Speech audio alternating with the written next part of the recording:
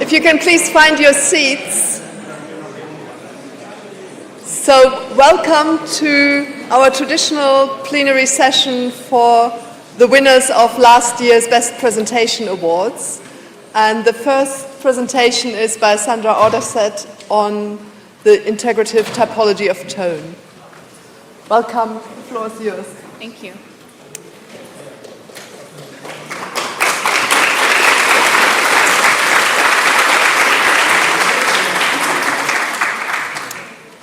Okay, so I wanted to take this opportunity to do something a little bit more big picture. This is until I realized I really only have 20 minutes. So I will do my very best. I will show you quite a lot of data, and I hope you'll just kind of bear with me. And I want to tell you some things about typology and tone and how they relate to each other. I'm going to start by just stating sort of the obvious, I guess. So half or more of the world's languages make use of pitch to distinguish morphemes, or at least some morphemes. So are tonal, depends a bit how you count. This is well known. But tone is not well represented in typology. There are many reasons for this. I'm going to focus on just mainly two now. One is that phonology as such is underrepresented in typology, even though it was the starting point of typology. And even within phonology and phonological typology, no other phonological feature is treated with such indifference as tone. So this is a quote by Hyman from a couple years ago, but I think it's still valid. So this is kind of the starting point for today. We can also see this kind of underrepresentation in large-scale typological databases that we have. In WALS, there are 19 chapters on phonology, and only one of them is on tone, and it gives you a broad classification into languages that have no tones, such that have simple tone systems, which are two tones, so two contrastive tones, and those that have complex systems, which is anything that has more than two tones. This map does kind of show you the known tonal hotbeds of Southeast Asia, Sub-Saharan Africa, and it's a bit less visible Mesoamerica, especially southern parts of Mexico. But that's basically all that there is. This is more of a side note. GramBank has no phonological features at all. And because the coding is binary, you cannot figure out which languages mark a specific category with tone versus with anything else. There is one feature that explicitly mentions tone being used for the marking of polar interrogatives, which is sort of what you can see in the background. But just for completeness sake, I wanted to mention that. Then we have, of course, foible, where you can get a little bit more in terms of aggregations that one can do over the inventories. For example, you can, as I show here, calculate the number of tones that have been posited for a specific doculect. You can also look up which tones those are, because it's all inventories, right? You can see that a lot of detail is in foible is in Sub-Saharan Africa and a little bit less in the rest of the world. Of course, there's also smaller sort of typologies that aren't that large scale. What I'm showing you is just like a snippet. Don't have time to go through all of them. So there is, of course, a lot of work being done in South Asia and Southeast Asia, which are sort of featuring prominently in tone research in general, for example, on tone systems and tone domains in Bodish, but there is also summary papers of the diversity of tone in Papua, and quite a bit of work on inflectional tone in Oromanguean languages, which are famous for this kind of feature. And then there's sort of like more subsystem-specific typologies, for example, a very recent study on tonal exponents. There's also grammatical tone typology, typologies of contour tone restrictions, and Hyman has a series of papers about the more property-driven or canonical approach to tone. Many of those deal with two-tone systems. So all of these typologies, both the large-scale ones, but also sort of the subsystem ones, face a comparability issue. It starts already with the fact that we don't really know what we're comparing, because there's some disagreement on what the definition of a tone language is at all. We can reference here the debate on whether pitch accent should be a type or should it be included in that or not. So we don't even really know what we're looking for, which means that we also really don't know where to look. And of course, this impedes any kind of explanatory framework or causal models of why tonal systems are the way they are and why they are so diverse. I'm of course not the first one to notice this by any means. It has also been observed with respect to other suprasegmental features such as stress. So Hemelmann in a recent paper points out that stress is actually not a good concept for cross-linguistic comparison. It's not very useful because it's highly complex and really multidimensional. And of course the same can be said for tone, so it's not surprising that we're having sort of similar issues in that domain. Heath has similarly observed that tonal languages, especially those making extensive use of grammatical tone, are really challenging for typology, as like traditional typology. He uses here the example of African languages, but really that extends to any kind of area. And he says that when we analyze African tonal languages, things get even worse. Instead of a few typology challenging anomalies, as in Tamashek, almost the whole grammar can become a tissue of language-specific interactions between tonal patterning and grammatical categories tenuously held together by subtle language-specific motives. So the problem with the comparison of tone or tonal systems is that much more so than with any other feature, it's hard to ignore that we're dealing with interaction in a linguistic system and not just with isolatable abstract features that can be sort of successfully studied apart from each other. So in the following, I'm going to show you a bit of language data from 3 languages that make relatively extensive use of tone to illustrate this issue, and then I will end with a sort of synthesis of what the issues are and a possible way forward based on the data we have seen. So I'm going to talk a little bit about San Martin Durazno's Mixtec, which is an Otomanguean language spoken in Mexico. It's a language I do fieldwork on, so I'm using my own data for that.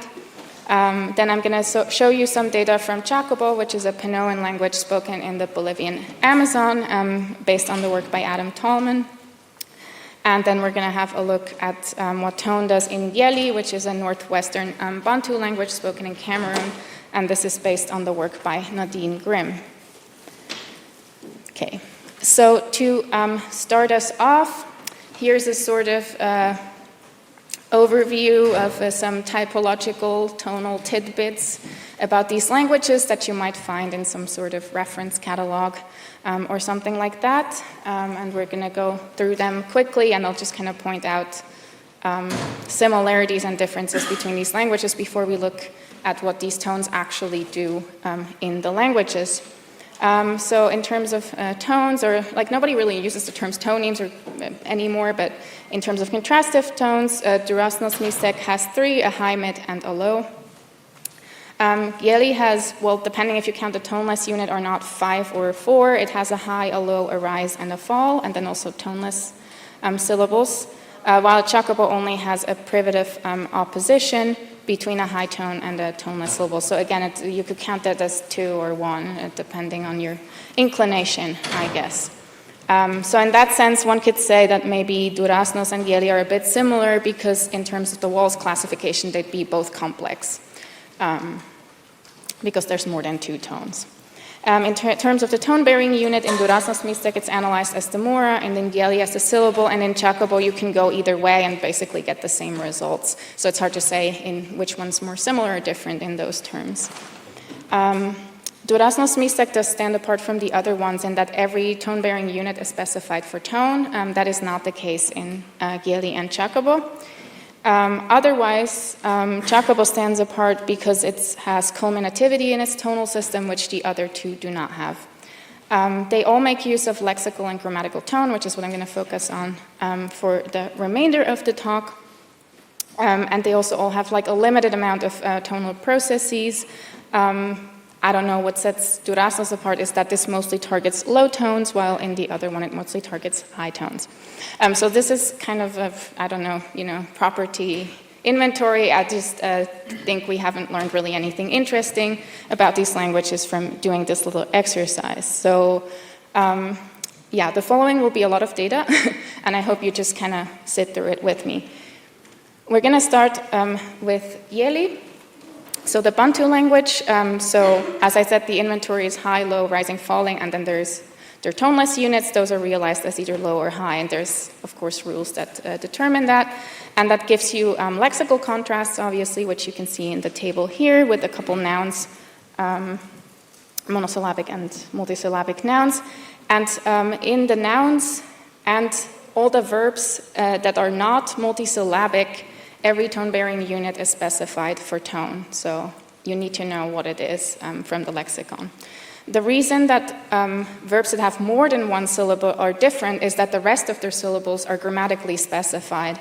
So the lexical contrasts are actually divided up not even by word class, but by syllabicity and word class as well. Again, here, the examples are there mostly, so you can see some language data. I'm not going to go into any detail in the interest of time. So basically what that means is that when we have monosyllabic verbs, they're fully lexically specified for tone, but if there's more syllables, that is not so.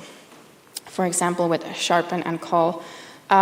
There's also some tone spreading processes that goes on in the phonology. It goes left to right in the nominal domain and right to left in the verbal domain, so you kind of have to know what domain you're dealing with to be able to get the surface representation. So Yeli has a quite complex, even for a Bantu language, quite complex system of grammatical tone in the verbal system predominantly. Namely, tone is the sole exponent of all its verbal, aspect, mood, polarity, etc. categories. There's no segmental marking at all. And so here you have some examples, and then in the table is sort of the abstracted pattern. The X indicates the lexical tone of the verb. So it's actually not one tone that marks a specific category, but it's the interaction of the verb tone that comes before the verb, the stem tone that comes before the verb, and the verb tone on the verb itself that gives rise to these patterns that then the contrast of these patterns mark the different categories.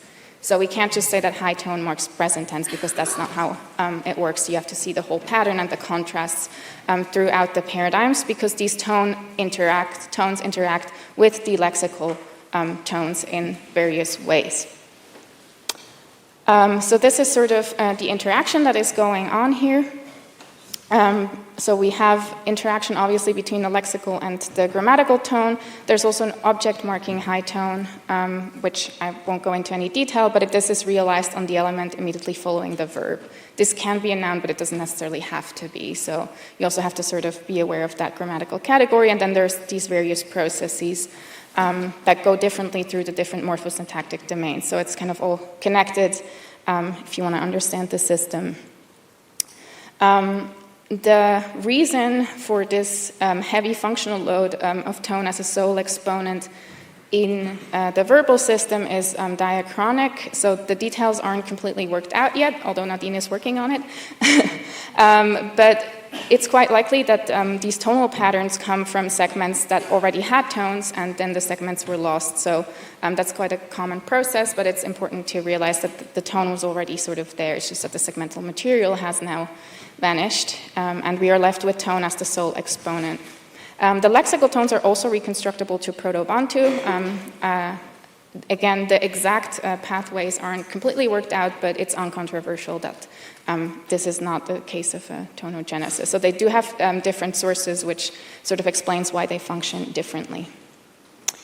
Moving on to Mixtec.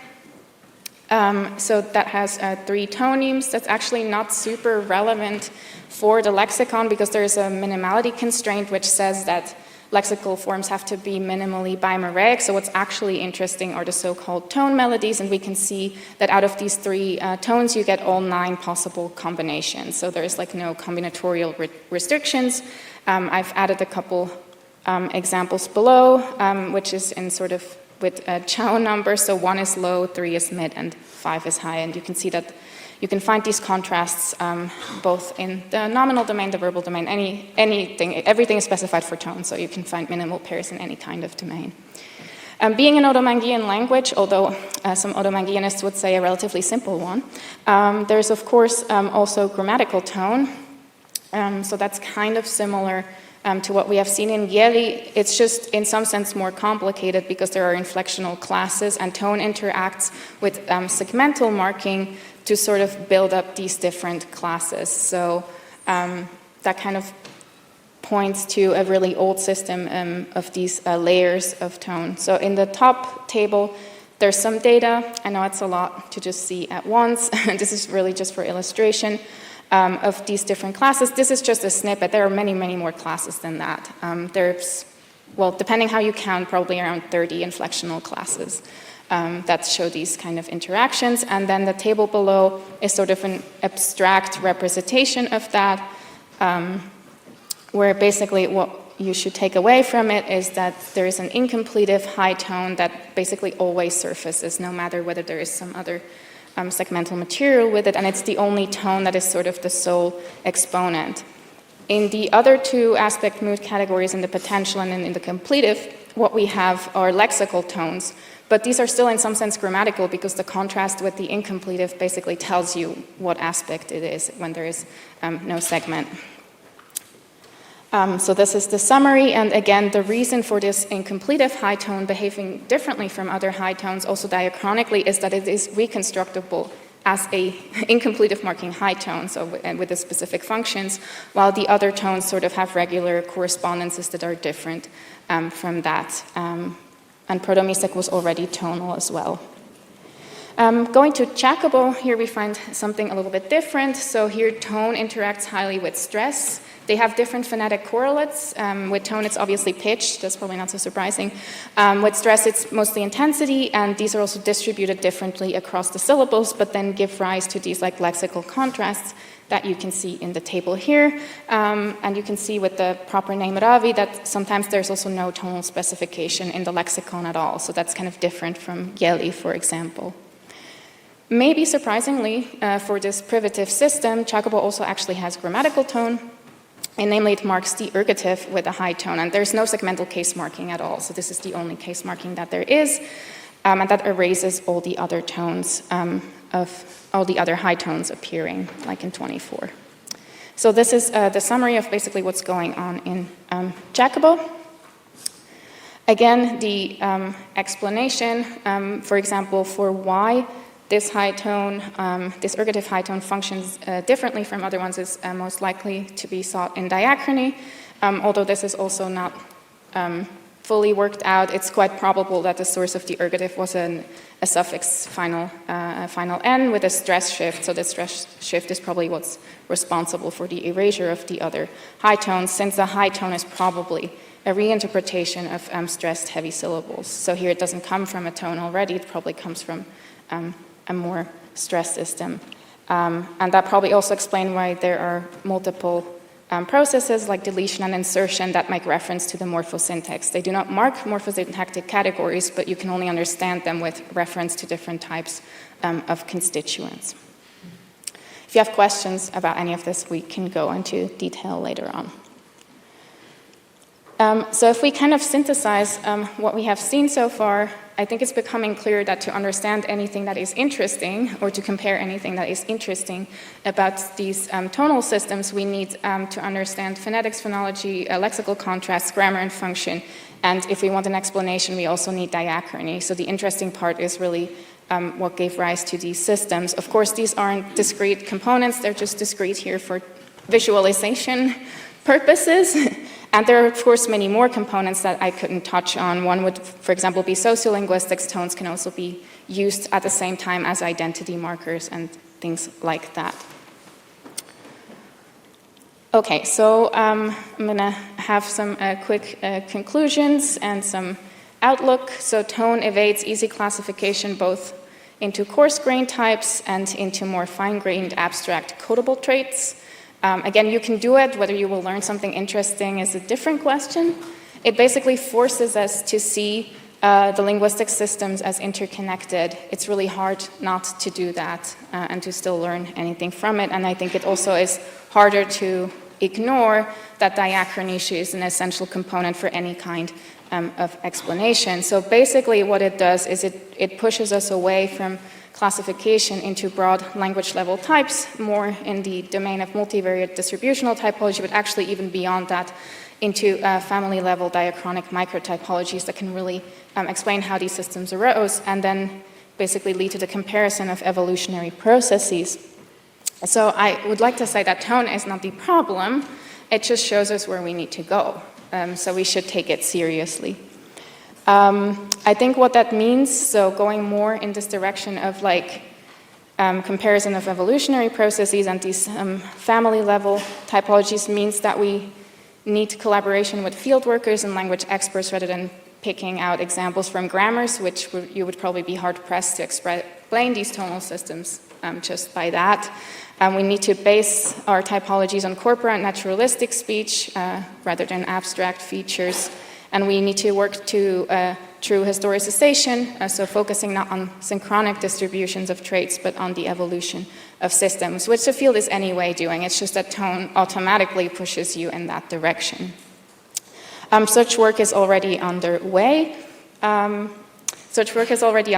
2 ERC grants, one by James Kirby working on the origins and sort of the phonetic evolution of tone based on mostly fieldwork data, and one on the theory of tone, which is more about phonological systems. And there are also people working to integrate tone into constituency typology, for example, Adam Tallman's and our volume that's coming out now.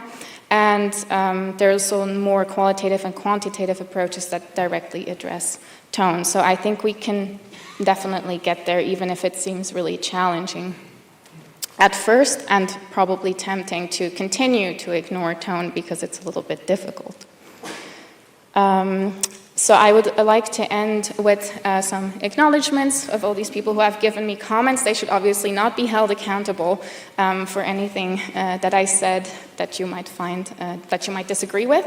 And I wanted to end the whole talk by encouraging everyone who does not yet work on tone to look into it, because, as Larry Hyman said, I never met a tone I didn't like.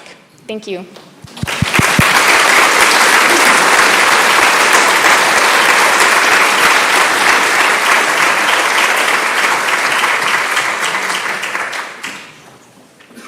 I'll stay down here. Thank you very much, Sandra, for this talk presenting challenges to typology.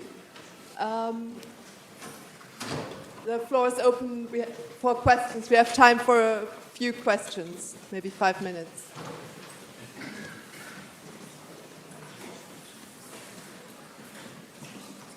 Or comments.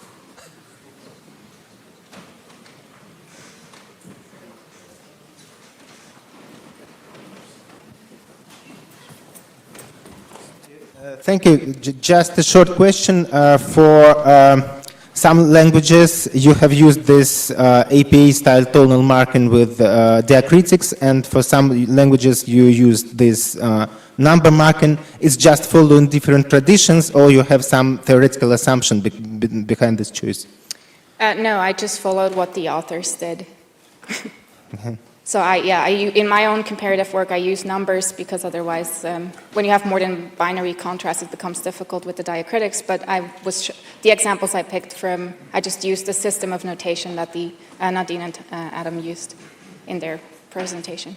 Thanks.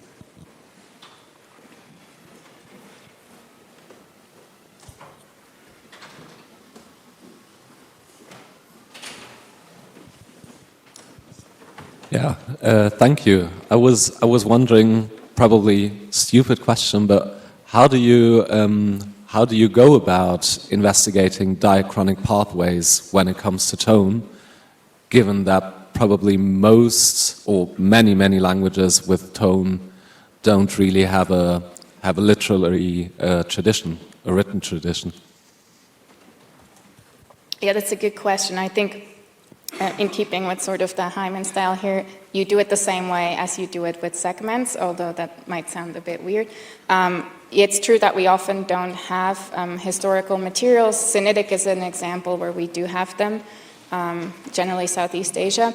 But basically what you need is you need really dense samples within a family that show you the synchronic variation, and then from there you basically apply the comparative method, because even though on a phonetic level tone can look very irregular and that's sometimes repeated, like, oh, it changes so quickly that we cannot trace it, that's actually not really true, because the correspondences in it, like segmental ones, are very stable often across those different varieties, and then you reconstruct pretty much the same way as you do with segments. It's definitely possible. I have done it, other people have done it too. Okay, thank you. Yeah, I have a question. You had in your sample of 3 languages that you discussed, it's not a very specific question, so you had at least 2 where you said, oh, depending on how you interpret this is a 1-tone or a 2-tone system or a 4-tone or 5-tone system and so on. So it seems to me, well, at least looking at some of the generative phonology tradition, typically Bantu languages where you have the high tone, have a lot of spreading. So people say, it's a 1-tone system. Hyman wouldn't say that. It's a 1-tone system. And the other one is just the no tone. But then you go through a lot of abstract representations to just stop this one high tone to spread from spreading everywhere. So is there any general rule of thumbs you would say how to make these approaches from to the complexity of the inventories from different perspectives? One that tries to reduce the number of tones to get a simpler description, one that tries to be more surfacey. Is there any way that you suggest to mitigate between those two, so to make then the description that's in one format or in the other more comparable? How do you work around that problem? By not relying on those categories and counts at all. I think I'm personally not very interested whether Gyeli should be categorized as a language that has 5 tones or 4 tones. I think what is way more interesting is how we got there, because even within Northwestern Bantu, this system is quite exceptional, and there are certain diachronic processes and prosodic restructuring that happened in the language that gave rise to that system. And of course, I mean, positing underlyingly toneless things, it's an analysis, right? I mean, the speaker doesn't have that in their head, and it's not what's interesting is what surfaces and not how many levels of abstraction you can go down to analyze exactly, how you can account for the system in phonological theory, which is great. It's just not personally what I'm interested in. But yeah, I think to me it's just the evolutionary pathways are way more interesting. And all of these languages, I didn't really have time to talk about that, but went to some sort of prosodic restructuring that sort of gave rise to the specific configurations of tone that you find there. So I think to me that would be more interesting, like why do you end up with an analysis like that, or having to analyze it with toneless units. Okay, I'm afraid that's all we have time for. Let's thank Sandra again.